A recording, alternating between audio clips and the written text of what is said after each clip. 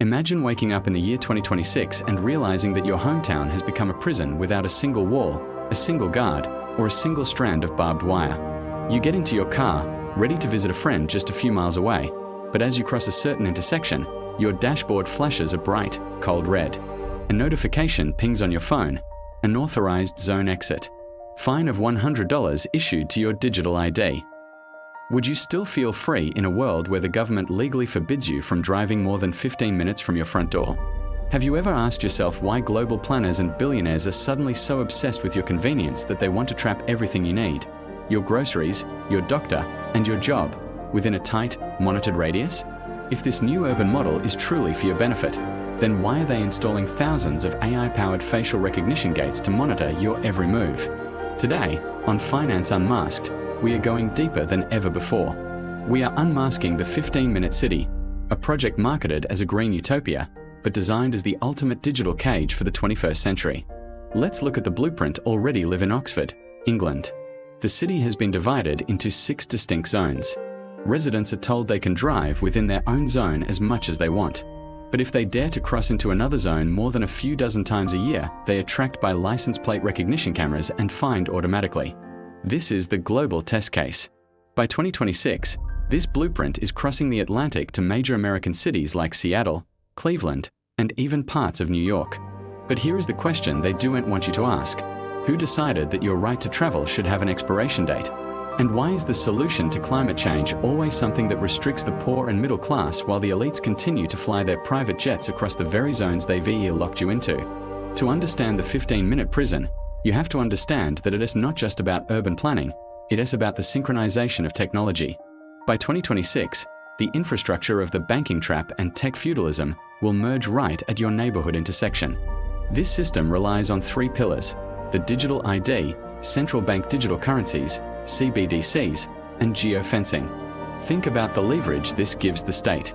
In a world of programmable money, your spending power can be tied to your GPS coordinates. Imagine trying to buy a tank of gas for a family road trip, only to have your transaction declined at the pump, because you've already exceeded your carbon quota for the month.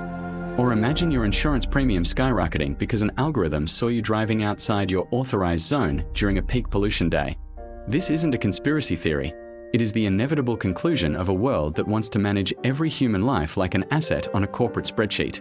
In the 15-minute city, you aren't a citizen with rights. You are a data point with a leash. For over a century, the American identity was defined by the open road. The car wasn't just a vehicle. It was the ultimate tool of sovereignty. If you didn't like your job, your town, or your situation, you could just go. But the 15-minute agenda seeks to kill that freedom forever. They want to replace private vehicle ownership with micromobility and transportation as a service. This means you rent the bike, you rent the scooter, and you rent the electric shuttle. But what they do and tell you is that anything you rent can be turned off with a single line of code. If you participate in a protest they don't like, or if you post something unapproved online, your access to transportation can be revoked instantly. By 2026, the smart poles, those high-tech streetlights being installed in your city right now, will have the capability to track every face and every signal. They are building the walls of the prison with 5G waves and facial recognition software. They want you localized, they want you predictable, and most importantly, they want you dependent on a system that you do not own and cannot control. The 15-minute prison isn't being built with bricks and mortar. It's being built with your silence and your desire for a convenient life. The elites know that if they can take away your mobility, they can take away your power. Because a population that is stuck in one place is a population that can be easily managed. As we approach the 2026 deadline, the infrastructure is almost complete. The cameras are up. The digital IDs are ready. The only thing missing is your total compliance. So, I have one final question for you. Is a shorter walk to the grocery store worth the permanent loss of your freedom to see the world? Because once these digital zones are locked and the carbon credits are enforced, there is no undo button for your liberty. If you're ready to stay ahead of the reset and protect your sovereignty, you need to stay informed. Support local businesses, keep your analog assets, and never trade your privacy for a smart feature. Subscribe to Finance Unmasked to stay ahead of the numbers they don't want you to see. I'm Sam. Keep your eyes on the horizon and keep your car ready. The road still belongs to those who dare to drive it.